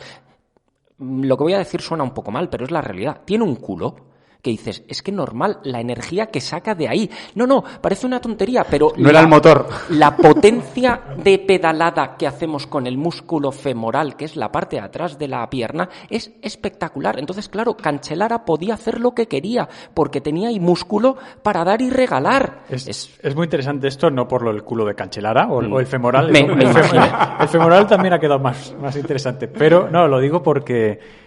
un poco para preguntaros si creéis que ha cambiado mucho la fisionomía del corredor de clásicas que ganaba hace 15 años al corredor de clásicas que gana ahora. Yo creo que no. Yo creo que el de clásicas no ha cambiado demasiado. Yo creo que el que ha cambiado más es el de grandes vueltas, precisamente, pero quizá eso ya sería tema para otra discusión, ¿no? Pero últimamente quizá más con la llegada de la obsesión con los vatios por kilo, estamos viendo más perfil de vueltómano a corredor más alto y más grande que antes. Corredor alto, grande, pero muy delgado, ¿no? Sí. Que parece que quizás es el que puede mover más vatios por kilo, ¿no? A la hora de escalar, que es lo más importante. Yo creo que en clásicas de adoquín especialmente, porque si nos vamos ya a lo mejor a Lieja o a Flecha, eso sí que son... carreras de un día en las que el ciclista de corte más vueltómano escalador se adapta mucho mejor, pero en las clásicas de adoquines yo creo que sigue siendo el ciclista de una constitución más fuerte que el vueltómano y generalmente bastante alto el que siempre sigue destacando más. Seguro que vosotros lo sabéis mejor. ¿El potenciómetro se estila? O sea, ¿se usa mucho el potenciómetro? En clásicas. Sí, se utiliza, pero yo creo que se utiliza más como herramienta para analizar posteriormente los datos que has obtenido que para... Sí, para controlar en carrera. Para determinar lo que hagas en la carrera. Mirarlo. Porque es que en las clásicas hay tantos momentos determinantes cada sprint a la hora de entrar en un tramo adoquinado o en una cota, que muchas veces es que es sprintar para llegar bien situado, porque son carreteras muy estrechas en las que si no llegas bien colocado se te puede ir la carrera, ¿no? Entonces, es que la propia carrera te obliga a darlo todo en tantos momentos, que es distinto del ciclismo control que otras veces se ven vueltas. Entonces yo lo veo más como herramienta de análisis a posteriori. Es que además no sé cómo medirá un potenciómetro en un sitio como el Carrefour de Le Havre o algún sitio así, no sé muy bien cómo funcionará el sensor en un sitio así, vamos. Pues habrá unas mediciones súper extremas. O sea, 18.000 vatios. Claro, y una lectura irregular solo por los impactos. Claro, ¿no? por eso te digo. Recordaréis la típica cámara lenta a veces en el bosque de Arenberg, que es el primero de los tramos 5 estrellas realmente de Roubaix, ¿no? Que a veces la ponen así, cuando te ponen a cámara lenta tú ves que la rueda del ciclista está muchas veces en el aire y claro, pues y lo que no es la rueda, eso falsea los datos, no puede ser de otra manera. Yo en cuanto a lo que preguntabas del perfil, sí quiero apuntar una cosa. No creo que sea el perfil del corredor el que ha cambiado, sino la apreciación del público el que lo ha cambiado. Me explico. Conocidos míos, amigos míos que no siguen este tipo de carreras o que no las seguían al principio, cuando llegaba una gran vuelta y aparecía Michael Kwiatkowski, te decían, uy, es que ese solo corre contrarreloj, es muy bueno en contrarreloj y nada más. No, señores. Kwiatkowski tiene Milán-San Remo, tiene E3, tiene una serie de carreras, Amstel, claro. O sea, tiene un palmarés en estas carreras de ¿Cuál es el problema? Que estas carreras a lo mejor no llegaban al gran público y entonces lo que creíamos es que ese tipo de corredor estaba encasillado en la contrarreloj y no es así. Sí, eso volvemos al principio, es algo histórico. O sea, yo cuando era pequeño uno de mis primeros ídolos era Sean Kelly. Pero yo lo tenía relacionado a la Vuelta a España, yo no lo tenía relacionado a haber ganado París-Roubaix. Para mí Sean Kelly era pues el que yo tenía en las chapas y que asociaba a la Vuelta a España, pero Roubaix no estaba en mi radar, desde luego. Bueno, chicos, llevamos 1 hora y cuarto. Hay una máxima del podcast que dice que no nos pasemos como una película de Scorsese, que nos vamos a las 3 horas. Últimas preguntas, que quiero hablar directamente de las clásicas que tenemos. Vamos a hacer un poco calendario, un poquito de quiniela, si queréis, o por lo menos Saúl seguro que tiene unos buenos nombres de quiénes son los posibles ganadores. Y también nos va a corregir el idioma fantástico porque voy a pronunciar todo absolutamente mal. Esto va a ser una clase, tú dilo como lo diríamos en español, leído. O sea, sí, de barbate. Y que Saúl nos lo traduzca como se tiene que decir. Por favor. O por lo menos con neerlandés o flamenco, que es el mismo idioma con pequeñas diferencias, pero bueno, con acento español al fin y al cabo, eso no lo puedo evitar. Pero va a quedar mejor que si... Esperemos. Venga, vamos adelante. Empezamos. Clases de idiomas. Clases de idiomas por Saúl Miguel. 29 de febrero empezamos con la Omloop Het Nieuwsblad, que se pronuncia... Sí, Omloop Het Nieuwsblad. Fantástico. Nieuwsblad es casi terminada en una T, esa D. Que hablábamos antes, que era el periódico... con corrección. Al final, bueno, traemos gente de nivel, esto cuesta dinero, amigo. Esto es así. Venga, a tope. Sí, es un periódico flamenco, sí. Het Nieuwsblad. De Gante a Ninove, si no me equivoco, este año. Salida en Gante y llegada a Ninove. Así es, sí. En los años recientes se ha cambiado y imita un poco lo que era el final del Tour de Flandes antes de 2012, con el Kappelmoer-Bosberg, ese dúo de... Bueno, iba a decir muros, no. Muro más adoquinado en ascensión. ¿No? Y un poco... Yo creo que eso alimenta bien la nostalgia de los aficionados que se decepcionaron por el cambio de recorrido de Flandes en 2012. Y ahora Het Nieuwsblad es un poco como eso. ¿Crees que hay algún favorito en especial para esta carrera? La primera siempre... Hay una cosa muy interesante que decir respecto a Het Nieuwsblad. Ningún ciclista ha ganado Het Nieuwsblad y Tour de Flandes el mismo año. Nadie ha conseguido eso. Por lo menos ningún ciclista masculino. Hay una corredora que sí lo consiguió en 2015, Lizzie Armistead, que vistiendo el maillot arcoiris, además las dos. Pero en la categoría masculina, que tiene una historia mucho más amplia, y al ser mucho más amplia podrías pensar que habría más opciones, y que además son posiblemente las dos carreras más parecidas del calendario, porque Het Nieuwsblad es un mini Flandes, al fin y al cabo. y que nadie la haya ganado el mismo año en las dos. Entonces, claro, me da miedo a lo mejor decir uno porque ya lo gafo luego para Flandes. Lo dejamos Pero en la incógnita. la primera es complicadísima. Esto es como Hombre, en el... hay un mes de diferencia entre ambas dos carreras. Incluso Se más, puede 5 entender... semanas, ¿no? Claro, se puede entender que sea también por un tema de picos de forma, preparación física, yéndonos ahí Sí, a... en parte sí.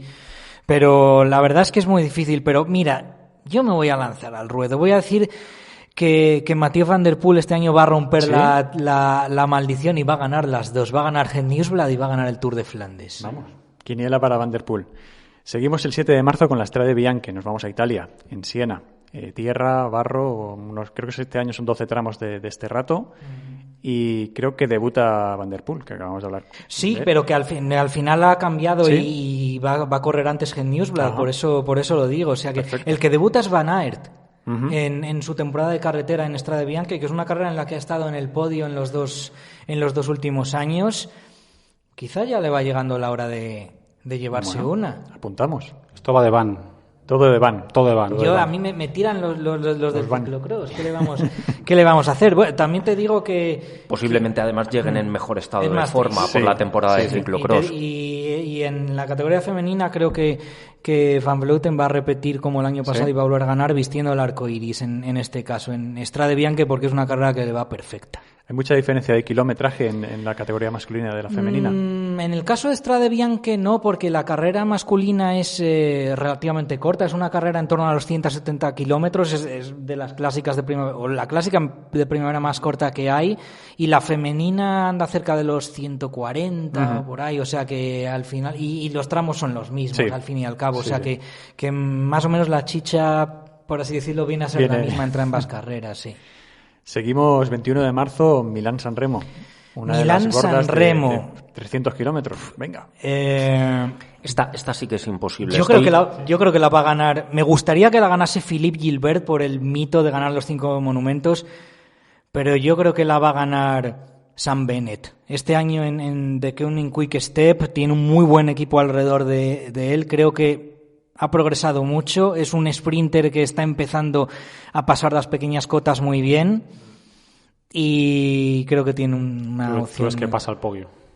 Yo creo que va a pasar el pollo este año. Es que es lo que os iba a decir, digo, la Milano-San Remo, estoy revisando los 10 últimos ganadores y tenemos tipología de ciclista tan dispar como Alaphilippe, o Nibali, escaladores puros, Kwiatkowski, que lo decíamos antes, encasillado en el contrarrelojista, o sprinters puros como Degenkolb y Christoph. O sea, es que es tan abierta que es muy, muy difícil. Es muy difícil. Pero bueno, yo me voy más este año por el tipo sprinter y creo que Bennett en el equipo en el que está ahora va a tener una buena oportunidad.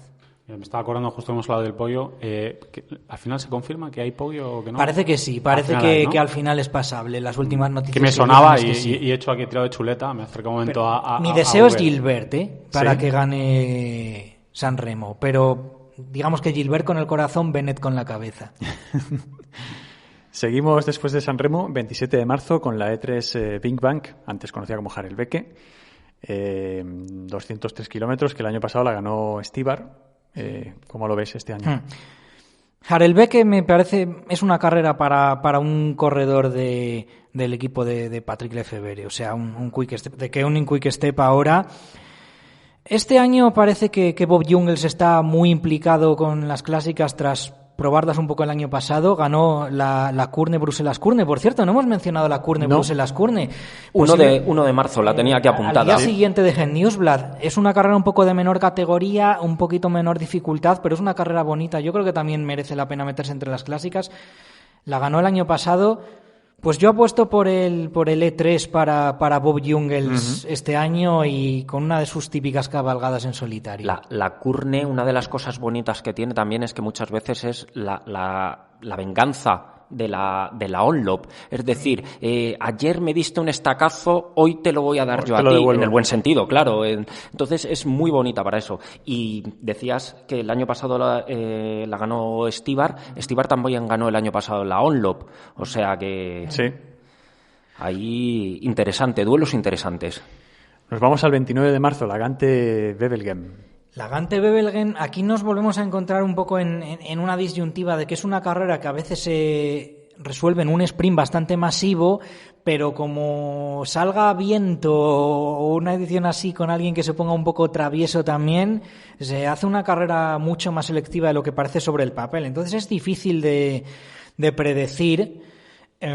Esta se la llevó Christophe el año pasado. Esta se la llevó Christophe, y es que claro, Christophe es un muy buen candidato porque es... No os liéis. Sagan tiene 3. Si está Sagan, no hay nada más que hablar. A ver, yo lo he dicho varias veces con colegas de ciclismo. La temporada del año pasado de Sagan fue decepcionante, pero sin embargo, yo creo que en el Mundial a lo mejor no estuvo muy acertado tácticamente, pero creo que físicamente fue su mejor carrera de todo 2019. Tengo un buen feeling con Sagan para este año. Además, necesitamos un Sagan a buen nivel para que esté a la altura de las nuevas generaciones que están llevando. Uh-huh. Venga, a Gante-Wevelgem se le da muy bien. Yo ahí voy a estar esto se pondrá contento, Dani. Y además Christophe este año está muy centrado en su carrera como actor. A mí me gusta mucho en Frozen 2. Esto para los que tengáis hijos o seáis fanáticos de Frozen. No puedo decir lo que viene. No se puede refutar. Llevo 1 hora y cuarto intentando que saliera ese nombre. Pues ya está, ahí lo tienes. Seguimos el 1 de abril, que yo lo voy a pronunciar en español a través de Flandes y Saúl nos lo va a decir en perfecto flamenco. Sí, bueno, Dwars door Vlaanderen. Sería que es a través de Flandes la traducción Dwars, a través door es a través Dwars door, es como Dwars door a través Flandes, Vlaanderen. Otra de esas carreras que, bueno, muchos la ven un poquito como secundaria, ¿no? Está ahí entre dos monumentos, entre San Remo y Flandes, queda un poquito entre medias y es difícil de predecir. El año pasado la ganó Van der Poel, creo que este año no la va a correr. Entonces... Posiblemente si quiere prepararse la siguiente, la Ronde, el Tour o Vuelta a Flandes, como decías tú, 4 es días, más correcto quizá. 4 días más igual tarde. prefiere descansar para esa o sí, evitar lesiones, evitar algún problema. Porque este año, por ejemplo, se iba a correr San Remo, el año pasado no corría San Remo ni Strade Bianche, entonces... Claro, corrió un poco más de carreras de estas inmediatamente previas, pero yo creo que ahora se va a saltar algunas de estas carreras de preparación como Dwars door Vlaanderen. Y aquí voy a ir con una cosa un poco... una predicción un poquito hipster o alternativa o diferente, exótico. Y voy a ir con un auténtico lobo solitario que ya lo era cuando estaba en el Quick Step, pero ahora lo es más porque se ha ido del equipo, que es Niki Terpstra, que la verdad es que entre lesiones y demás el año pasado no fue precisamente su año, pero lo vi muy bien al final en Paris Tours. Mira, una clásica de otoño también, la Paris Tours. Lo vi muy fuerte, quedó segundo si no me equivoco, pero me pareció el más fuerte de la carrera. Entonces, venga, a través de Flandes para Niki Terpstra, así con su equipo actual. ¿Cómo repartimos victorias? Bueno, hay que repartir, hay que dar un poco para todos. No va a ser todo Sagan, que diría Dani. Claro, aquí hacemos todo para Sagan o Van der Poel y ya está. Después, 4 días más tarde, tenemos el Tour de Flandes, que hablábamos antes de Alberto Bettiol, que se lo llevó el año pasado. Yo en este caso tengo que ser coherente con lo que he dicho justo antes. Si he dicho que Van der Poel iba a romper la maldición de que nadie puede ganar Gen Nieuwsblad y Flandes el mismo año, y he dicho que va a ganar Gen Nieuwsblad, pues tiene que ganar Flandes también. Solo faltaba. Faltaría más. A por ello. Yo creo que va a estar muy, muy interesante, sobre todo por cómo la van a afrontar no los ciclistas a nivel individual, sino los equipos. Porque posiblemente, pensando que vaya a buscar esto, un equipo como el en el que corre Van der Poel, que es única y exclusivamente para él, ¿cómo la va a afrontar? ¿Cómo van a controlar? ¿Qué va a hacer si Sagan va? ¿Qué va a hacer Bora para romper ese control? Sí. Entonces va a estar muy interesante a nivel táctico también. Y también, a ver, el equipo de Van der Poel, que es el Alpecin Phoenix, es un equipo que es todo para Van der Poel, pero es un equipo que no tiene el potencial de un Bora y mucho menos de un Quick Step o de un CCC. Por cierto, o de un Lotto Jumbo-Visma, que nos lo estamos dejando ahí. Nos lo estamos dejando ahí, sí. Pero claro, yo lo tenía reservado para Roubaix, al Jumbo-Visma, pero la verdad es que sí, en ese sentido es bastante interesante, porque a lo mejor Van der Poel va a ser un gran favorito, pero su equipo, aunque está muy dedicado a él, es uno de los más débiles. Y de Koenig Quick Step no tiene un favorito claro, pero tiene muchos corredores de gran nivel, entre ellos Julian Alaphilippe, que se va a estrenar con Flandes este año también, lo va a correr y tengo muchísima curiosidad. De Koenig es que puede ganar cualquiera. Hasta el mecánico que salte del coche puede ganar una carrera de estas. La manada de lobos siempre es espectacular. Además, hablando también de la perspectiva. Si tú hablas a un aficionado que no está muy al tanto de lo que pasa más allá de las grandes vueltas, le preguntas cuál es el mejor equipo y te dirá que es el Ineos. O similar. Sí. Incluso cualquier equipo de esa Movistar, ¿no? te puede decir. O Movistar te puede decir, sí. Llegate a decir, ¿no? Por tema patrio. Pero realmente, si tú hablas de un equipo ganador con un aficionado que sigue el resto de la temporada, es el Quick Step, es la manada de lobos. Incluso a nivel de tradición, es que es un equipo que se ha educado en la victoria. Es alucinante. Bueno, seguimos, chicos, con el 8 de abril. Yo le voy a decir el Gran Premio de Escalda. Saúl. Sí, es Hell the Price. Hell the Price, me encanta eso.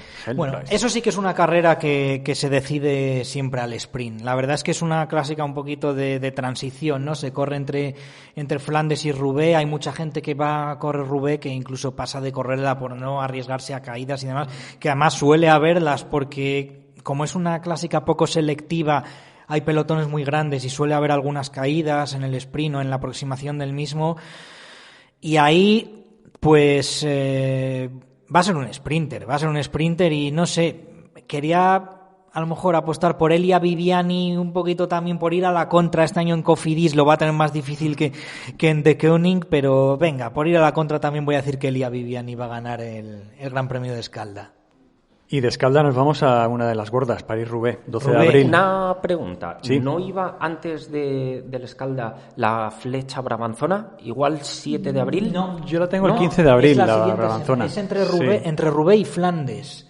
O sea, perdón, entre Roubaix y Amstel. Perdón, sí, entre Roubaix y Amstel. Sí, 12 de abril, París-Roubaix. Escalda 15... es entre Flandes y Roubaix y después Brabanzona es entre Roubaix y Amstel. Vale, lo tenía mal apuntado. La gente que nos está escuchando, que supongo que las clásicas, ¿qué calendario les espera?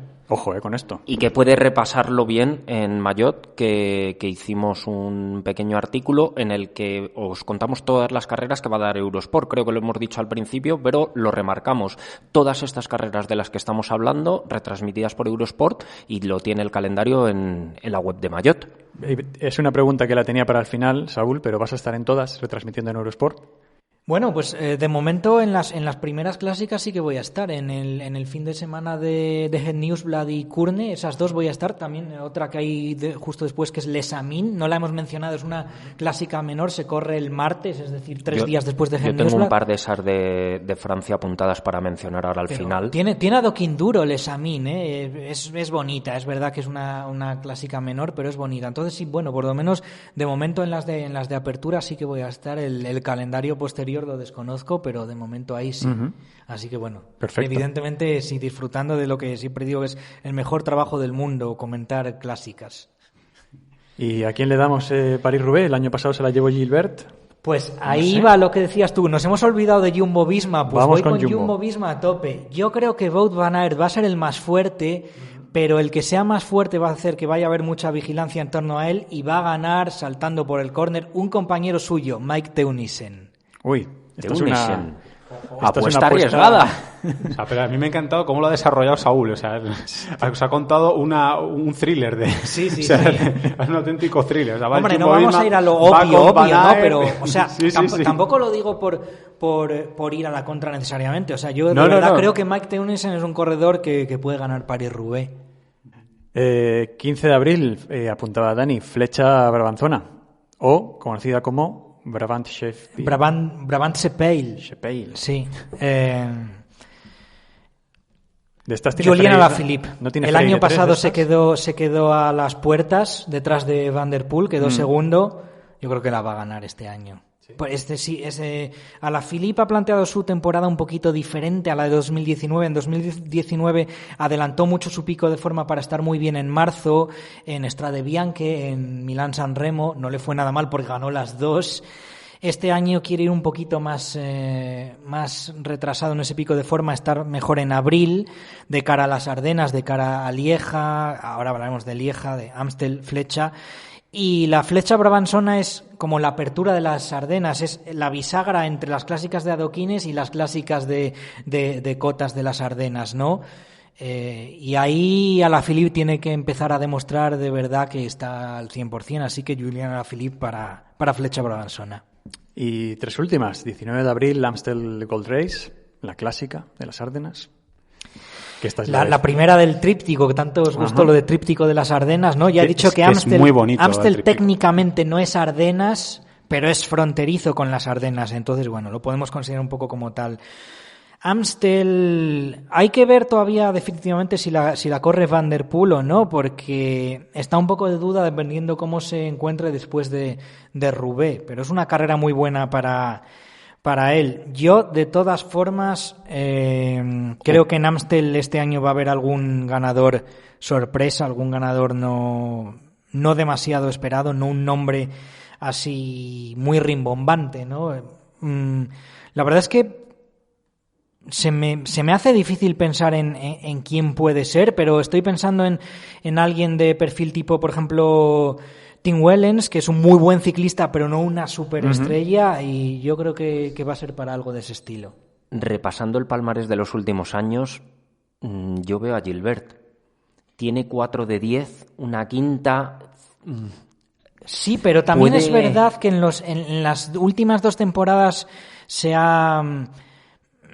es un corredor que se le ve con un físico un poco más musculado, más voluminoso. Yo creo que esto le ha funcionado bien en las clásicas de Adoquín y, sin embargo, en estas de cotas le ha restado... Claro, lo que decíamos antes de la tipología de ciclista. Así que me cuesta, a pesar de que Gilbert por palmarés es el corredor Amstel por excelencia, me cuesta un poquito verlo en la pelea ya en la actualidad, pero...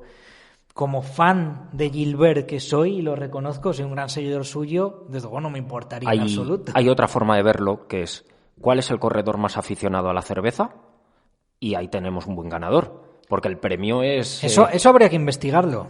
El premio es un buen tanque de cerveza. Un buen tanque, sí. Yo al que recuerdo, no fue en Amstel, pero en otra carrera daban también un tanque de cerveza de un tamaño similar y Niki Terpstra se lo ventiló entero. Enterito, cierto, sí. Cierto. Yo, en cuanto me federe este año, es muy probable que pueda optar a eso. ¿Por la cerveza? Por ser el corredor que pueda beber más cerveza. Bueno, pues me gustaría verlo, por favor. En la categoría que sea. ¿Te apuntamos como favorito? Sí, categoría carreras de pueblo, ahí estoy yo. Vale. Ranking UCI 17.533.000. Ahí estás tú. Ahí estoy. Apuntado. Tomando cerveza. Apuntado. Por cierto, ya que por poner y esto para que quede en plan totalmente friki, voy a apostar una corredora para la Amstel femenina realmente sorprendente que quede aquí.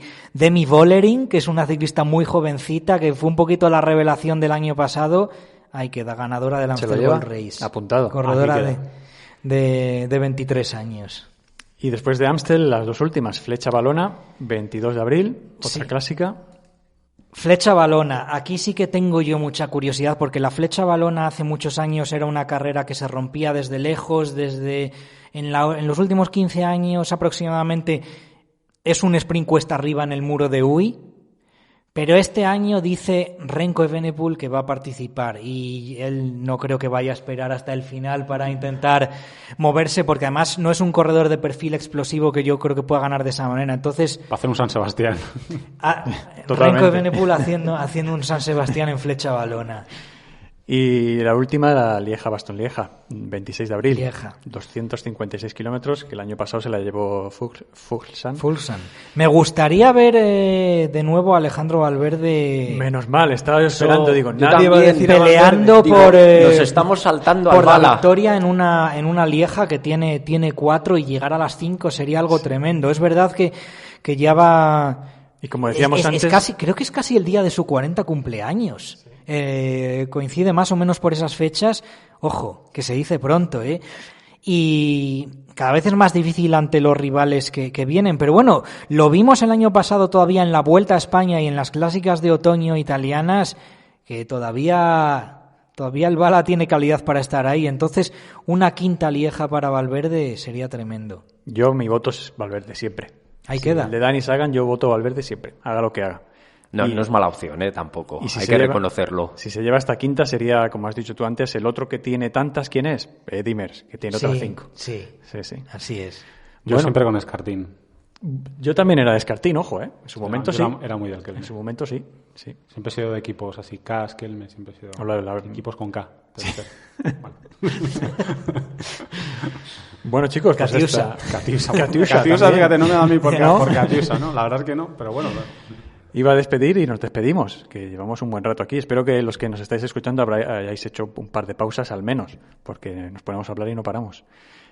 Muchísimas gracias, Saúl, por tener este rato para venirte desde Zamora hasta Madrid y grabar con nosotros. Un placer y todo un aprendizaje, todo lo que nos has contado y las predicciones que has hecho. Veremos si se cumplen. Bueno, pues gracias a vosotros. Desde luego a mí el tiempo me ha volado. La verdad es que es una pena, ¿no? Que al final haya que limitarse un poco a formatos, pero hay que entenderlo desde el lado también del espectador, ¿no? Porque, ostras, si yo tengo que escuchar a lo mejor un podcast de 2 horas y media, pues digo no, pero bueno, si nos limitamos a la mitad, pues sí es posible escucharlo. Nada, en serio, que un placer hablar de lo que más me gusta dentro del mundillo del ciclismo, desde luego.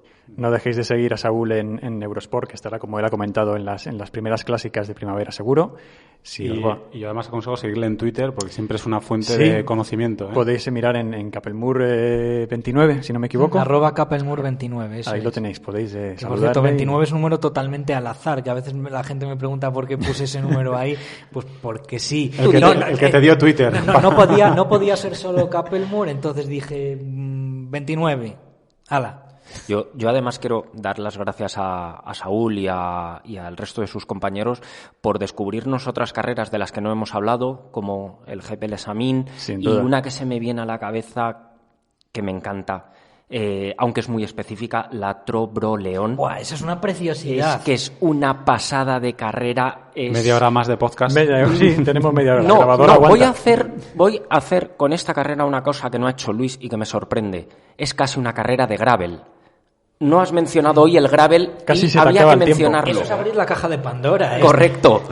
No había acabado todavía, no acabo de decirlo. Lo tenías último, en la pero recámara. te lo agradezco mucho que hayas mencionado tú el gravel, que no tenga que ser yo el que tenga que poner de relieve la superioridad técnica, intelectual, de todo lo que tiene que ver con eso el, está con muy el bien. gravel. Ese capote que has echado ahí, Dani, y moral, bueno, de todo, superioridad de todo. No, pero reconduciendo, gracias por descubrirnos carreras como ese tipo.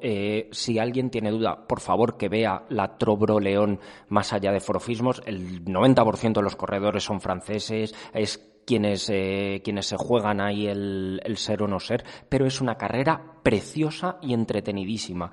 Y como esa, muchísimas más. Sí. No, pero Tro-Bro-León puede ser la carrera más bonita de todo el calendario ciclista para mí, si me preguntan. Lo digo en serio, ¿eh? Lo que le falla es la participación, pero si uno es capaz de disfrutar del espectáculo ignorando que faltan los grandes nombres o las grandes estrellas, es una auténtica pasada. Es una pasada.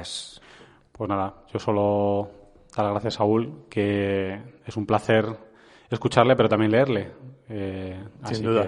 Así que seguro que seguirá habiendo letras de Saúl en Maillot, y nada, yo solo agradecerle que haya venido hasta Madrid para tenerlo aquí. Será el primero de unos cuantos con Saúl, eso espero. Y gracias a Juan Daniel. A vosotros. Y a Luis Miguel del Cerro, y yo soy Alberto Álvarez, que siempre se me olvida presentarme. ¿Alguien me lo recuerda? Pues mira, para que quede ahí constancia también. Y hasta dentro de un mes, quizá antes, si hacemos algún podcast express, que ahora mismo estamos lanzados. Así que espero que nos sigáis escuchando, y gracias a todos por estar ahí. Un abrazo y hasta pronto.